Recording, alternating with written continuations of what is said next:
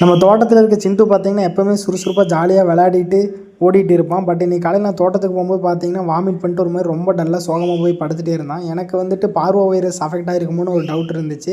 சரி எதுக்கு doubt, hospital கூட்டு போய் செக் பண்ணிடலான்னு செக் பண்ணி பார்த்தேன். செக் பண்ணி பார்க்கும்போது பார்த்தீங்கன்னா நம்ம சிண்டுக்கு பார்வோ தான் அஃபெக்ட் ஆயிருந்துச்சு.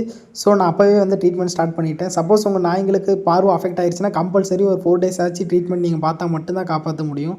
ஏன்னா அந்த டைமில் பார்த்தீங்கன்னா நம்ம நாய்ங்க வந்து எதுவுமே சாப்பிடாது. எது சாப்பிட்டாலுமே வந்து பார்த்தீங்கன்னா அது வாமிட் பண்ணும். அதே மாதிரி ப்ளீடிங்காக லூஸ் மோஷன் போக ஆரம்பிச்சிடும். ஐஸ்கிரீம் கொடுக்கலாம் நீங்கள் அந்த டைமில்.